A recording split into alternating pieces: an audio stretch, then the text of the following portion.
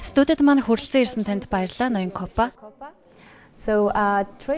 Худалдаа хөгжлийн банк тогтвортой хөгжлийн тайлангаа гаргалаа. Тус тайлангийн гол үр дүн болон алсын харааны талаар та ярихгүй юу?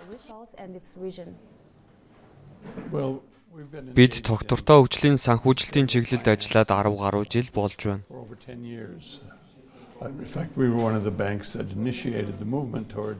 Худалдаа хөгжлийн банк нь энэ чиглэлийн бодлогыг Монгол улсад хэрэгжүүлэх хөдөлгөөнийг анхлан санаачлагчдын нэг. Цаашлаад бид зорилтуудаа хүрэхийн тулд бүтээгдэхүүнээ хөгжүүлж, бодлого, дүрм журмыг боловсруулан олон жил идэвхтэй ажилласан.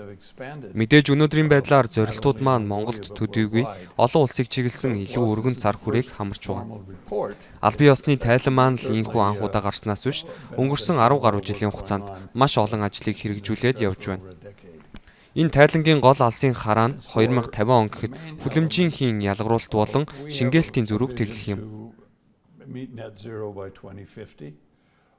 Мөн 2030 он гэхэд манай банк нүүрс хүчлийн ялгаруулалтын хэмжээг байгаль орчинд цөрөг нөлөөгүй болгох зорилттой байгаа. Түүнчлэн бид тогтвортой санхүүжилт, ногоон санхүүжилтийн хөрөнгө оруулалтыг 2 тэрбум $тай тэнцэх хэмжээнд нэмэгдүүлэхээр зорьж байна. Ингэснээр 2030 он гэхэд зах зээлд дэмжлэг үзүүлэх боломжтой болно гэж харж байгаа. Тэгэхээр бидэнд одоо 7 жил байна. Харин эдгээр санхүүжилтийг босгохоор бид өдийг хүртэл ажиллаж цаг хугацаагаа зориулж ирсэн. Энэ дунд сорилтууд ч тулгарч байлаа. 10 орчим жилийн өмнө Америкийн нэгдсэн улс, Их Британи, Япон, Европын орнууд зэрэг хөгжингүй улсууд 10 тэрбум $ыг хандивлан уур амьсгалын ногоон санг байгуулж байсан.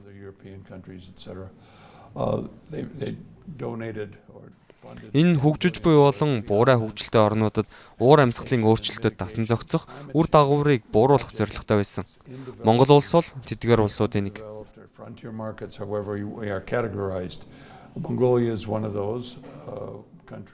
Тогтвортой хөрөнгө оруулалт хийхэд ямар бэрхшээлүүд тулгарч байгаа талаар тодруулмаар байна. Мөн худалдаа хөгжлийн банк сорилтыг хэрхэн шийдвэрлэж байгаа вэ? Уур амьсгалын ногоон санхүүжилтийн 2 гол санаачлагыг аваад үзье. Уур амьсгалын ногоон сангийн хувьд уур амьсгалын өөрчлөлтийн үр дагаврыг бууруулахад чиглэдэг.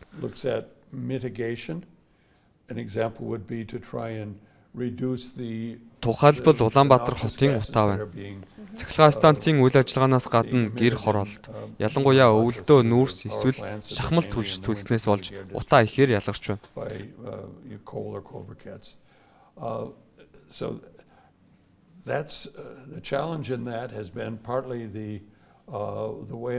Тэгэхээр зарим талаараа Монгол дахь гол сорилт цахилгаан хангамжийн системийн үйл ажиллагаатай холбоотой гэж хэлж болно. Монголын засгийн газар цахилгаан шугам сүлжээг бүхэлд нь хяналттай байлгахыг хүсээд байдаг. Тэгэхээр энэ чиглэлд бие даасан болон ижил төрлийн төслүүдийг хэрэгжүүлэхэд тийм ч амар биш.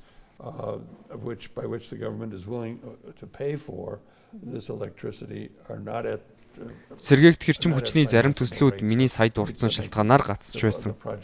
Учир нь засгийн газрын худалдаа авалтын гэрээнд тусгасан цахилгааны төлбөр нь санхүүжүүлэх төвшнийх байдаггүй. Энэ нэргээ төслүүдийг гадны хөрөнгө оруулагчдад сонирхол татгааргүй болгодог. Хөрөнгө оруулалтыг бууруулах сорилтуудын нэг бол энэ. Харин нөгөө талдаа дасан зохицох гаргалгаа байж болно. Монгол орны хувьд цөлжилт болон бэлчээрийн талхлалтын асуудлаас үүдэлтэй зарим сорилтуудтай тулгардаг. Уламжлалт, мал аж ахуй эрхэлдэг олон айл өрхүүд малын ашиг шимээрээ үндсэн орлогоо бүрдүүлдэг.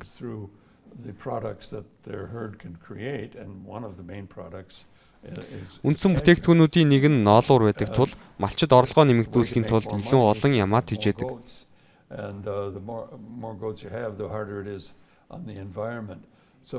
Харин ямааны тоо өсөхийн хэрээр байгаль орчинд хүн дээр тусах болно. Гэвч энэхүү сөрөг үр дагаврыг бууруулахын тулд малчдыг сөргийнхээ тоог цөөлөх чиглэлд урамшуулахад бас л бэрх.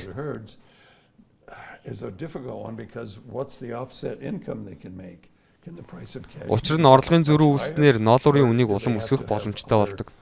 Магадгүй энэ тал дээр малчдад зориулсан урамшууллын өөр санаачлага хэрэгтэй байх. Банкны хуваар энэ чиглэлд дундын ашиг сонирхолтой огтлолцсон санхүүжилтийн шийдлүүдийг эрэлхийлэхээр зорьж байна.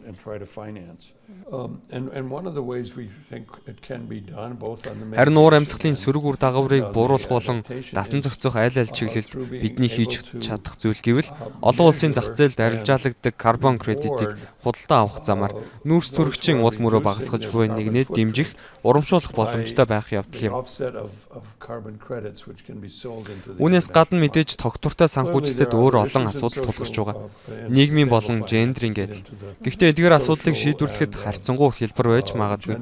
Хөрөнгө оруулагчид жижиг, дунд үйлдвэрлэлийн санхүүжилтийг үргэлжлүүлэх ихээхэн сонирхолтой байна.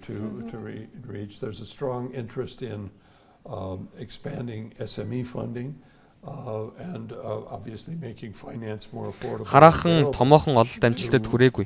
Эсвэл арилжааны зээл авах боломжгүй жижиг бизнесүүдэд санхүүжилтийг илүү хялбар, хүртээмжтэй болгоход зорьж байна.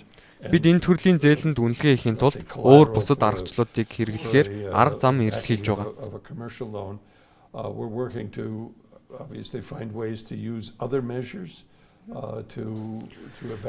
Мөн зээлийн хэмжээг нэмэгдүүлэхээр зорьж байна. Зээл авах хүсэлт гаргах үйл явцыг зөвхөн зөвлөж дэмжих гэлгүй цахимаар шийдэж илүү хялбар хурдан болгох замаар зээлийн хэмжээг нэмэгдүүлэх боломжтой.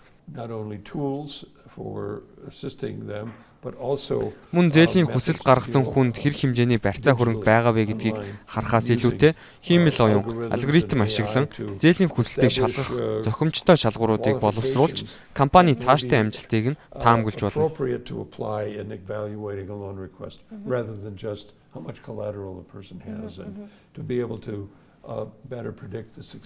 Эдгээр ажлуудыг хэрэгжүүлэх хэрэгтэй гэж харж байгаа.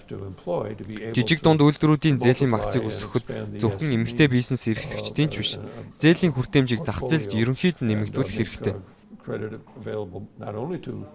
Мэдээж бага хүүтэй санхүүжилт олох боломж олдно гэж найдаж байгаа.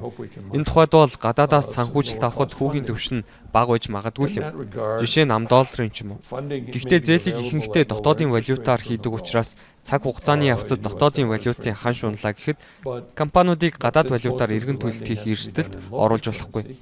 Тийм учраас бид дотоодын валютаар зээл олгодог. Devaluing over time. So we need to lend in local currency, but to protect the risks that we would have, we have to do a swap. Гэхдээ эрсдлээс сэргийлээд swap хилцэл хийх хэрэгтэй. Харин банкнуудын хувьд долларын swap хийж зээлдүүлэгчээс дотоод валют аваад зах зээлд мөнгө гаргана гэхээр нөгөө талд нь банкны хувьд төв банк л байгаа шүү дээ. Хүүн 3-4% байгаа. Үүн дээр гадны улсаас татсан зээлийн хүүг нэмэхээр эцэст нь дотоодын валютаар олгох санхүүжилтүүдийн зардал нөгөөхөөсөө тийм ч хямд биш болдог. Үүнээс гарах гол шийдэл нь энд бодлогын хүү буурна гэж найдах болоод байна.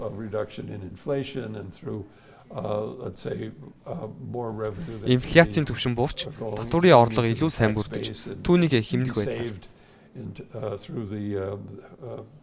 Through let's say the good times that we seem to be having now in the mining sector with the prices of copper and Зис коксч нүүрс алтны үн өсөж уул уурхайн салбарт сайхан цаг үе тохиож байна.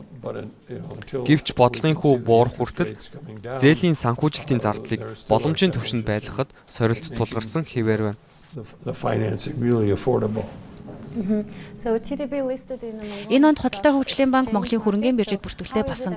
Энэ нь компани ногоон зэлийн үйл ажиллагаанд хэрхэн нөлөөлж байгаа юм бол мөн Худалдаа хөгжлийн банкны систем тогтвортой хөгжлийг хангах, цогц үр дүнтэй хандлагыг бий болгоход харилцагчид болон хувьцаа эзэмшигч гээд оролцогч талуудтай хэрхэн хамтран ажиллаж байна вэ? Энэ чиглэлд хэрэгжүүлж ирсэн гол үйл ажиллагааны нэг бол ногоон санхүүжилтийн хөрөнгө оруулалтыг нэмэгдүүлэх.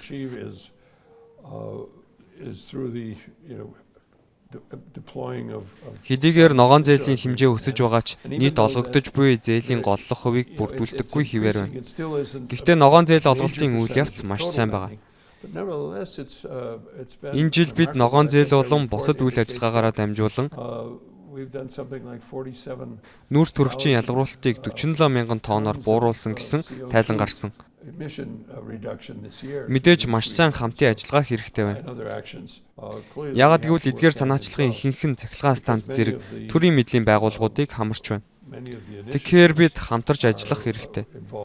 Бидний зүгээс сэргээгт хэрчим хүч тэргүүтээ бусад төслүүдэд илүү олон хувийн хэмжлийн байгууллага чөлөөтэй оролцоосоо гэсэн хүсэлтэй байгаа.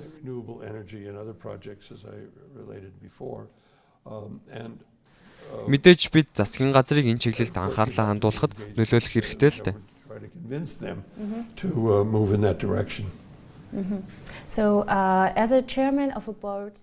Худалдаа хөгжлийн банкны төлөөлөл удирдах зөвлөлийн даргын хувьд зөвхөн санхүүгийн салбарт гэлтгүй эдийн засгийн өргөн хүрээнд тогтвортой хөгжлийг дэмжихэд хэрхэн ажиллаж байна вэ? Хувь хүнийхээ хувьд би энд ирснээсээ хойш олон нийтийн үйл ажиллагаанд идэвхтэй оролцож ирсэн л дээ.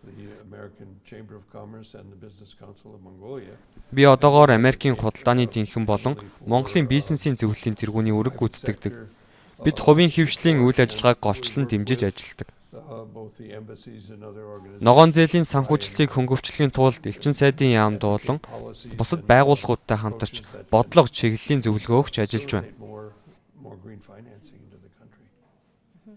Манай студид ирж ногоон санхүүжилтийн талаар санал бодлоо хуваалцсан танд баярлалаа.